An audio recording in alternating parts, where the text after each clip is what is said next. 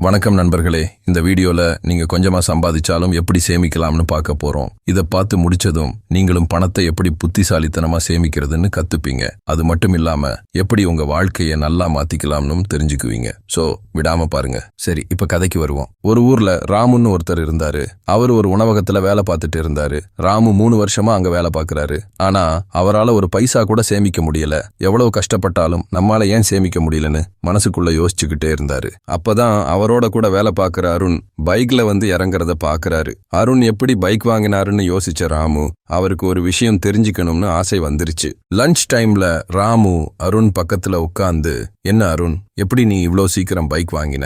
எனக்கும் கூட பைக் வாங்கணும்னு ஆசையா இருக்குன்னு கேட்டாரு. அதுக்கு அருண் சிரிச்சுக்கிட்டே, அதுக்கு சில முக்கியமான பழக்க வழக்கங்கள் மாத்தணும் நண்பான்னு சொன்னாரு. இந்த இடத்துல தான் நீங்க ஒரு சூப்பரான விஷயத்த கத்துக்க போறீங்க. 2 வருஷத்துக்கு முன்னாடி நான் ஒரு முடிவு பண்ணுனேன் நண்பா. அதாவது காலையில 5:30க்கு எழுந்து பஸ்ல போறத வெறுத்து போய் பைக் வாங்கணும்னு முடிவெடுத்தேன். பைக் வாங்கணும்ன்றதுதான் என்னோட சேமிப்பு லட்சியமா மாறி அதுக்காக அதிகமா உழைக்க தூண்டுச்சு. சேமிக்கிறதுக்கு முக்கியமா உங்களை ஊக்குவிக்கிற மாதிரி ஒரு லட்சியம் இருக்கணும் நண்பா. முதல் பழக்கம், உங்க சேமிப்பு இலக்கை நிர்ணயிங்க. ராமு மனசுல பைக் வாங்கணும்னு ஆசை இருந்தும் அதுக்கான வழியை அவரால் பார்க்க முடியல. அப்போ அருண் அவரோட மனசை படிச்ச மாதிரி லட்சியம் மட்டும் இருந்தா பத்தாது ராமு, அதுக்கான வழியையும் பார்க்கணும்னு சொன்னாரு. செலவு பண்ண பிறகு மிச்சம் எதுவுமே இருக்காதுன்னு நான் சீக்கிரமே தெரிஞ்சுக்கிட்டேன். அதனாலதான் சம்பளம் வந்த உடனே கொஞ்சம் பணத்தை எடுத்து சேமிச்சுட்டு மீதி பணத்தை செலவு பண்ண ஆரம்பிச்சேன். இந்த பழக்கம் என்னைய தொடர்ந்து திட்டமிட்டு சேமிக்க உதவி பண்ணுச்சு. 2வது பழக்கம், உங்களுக்கே நீங்களே முதல்ல பணம் கொடுங்க. ராமுக்கு இது கொஞ்சம் நம்புற மாதிரி இல்லாம இருந்துச்சு.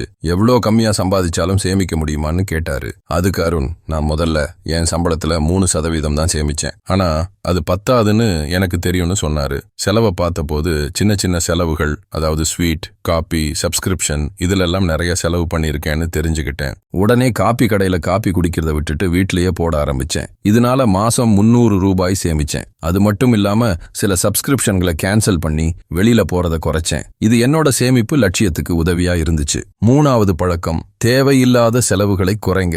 ராமு அருண் கிட்ட நான் இதுவரைக்கும் செலவு கணக்கு எழுதினது இல்லைன்னு சொன்னாரு. அதுக்கு அருண், நிறைய செலவுகள் கெட்ட பழக்கங்களோட தொடர்புடையதா இருக்கு. ரசீதுகளை பார்த்து கெட்ட பழக்கங்களை கண்டுபிடிச்சு மாத்தினேன் நண்பான்னு சொன்னாரு. நான் முன்னாடி சிகரெட் குடிச்சிட்டு இருந்தேன். ஆனா சிகரெட்டுக்காக மாசம் எவ்வளோ செலவு பண்றேன்னு பார்த்ததும் அந்த கெட்ட பழக்கத்தையே விட்டுட்டேன். 4வது பழக்கம், உங்க கெட்ட ஃபைனான்ஸ் பழக்கங்களை கண்டுபிடிச்சு மாத்துங்க.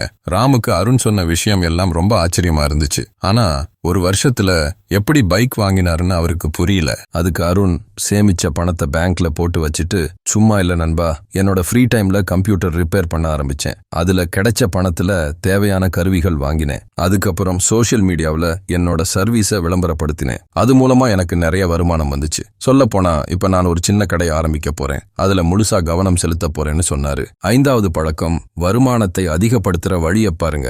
இத கேட்ட உடனே ராமுக்கு ஒரு உத்வேகம் வந்துச்சு. சாயங்காலம் ராமு பீட்சா சாப்பிட போறதுக்கு பதிலா செலவு எழுத ஒரு நோட்டு வாங்கினாரு. உடனே தன்னோட சேமிப்பு லட்சியத்தையும் அதுல எழுதினாரு. அவரோட பழக்க வழக்கத்தை மாத்தினா சீக்கிரம் அவருடைய சேமிப்பு கணக்குல பணம் நிறைய இருக்கும்னு அவருக்கு தெரியும். நீங்களும் தான். சரி நண்பர்களே, இன்னைக்கு நீங்க நிறைய கத்துக்கிட்டு இருப்பீங்கன்னு நினைக்கிறேன். நீங்களும் ராமு மாதிரி உங்க வாழ்க்கையை மாத்துங்க. அடுத்த வீடியோல உங்களை பார்க்கறேன்.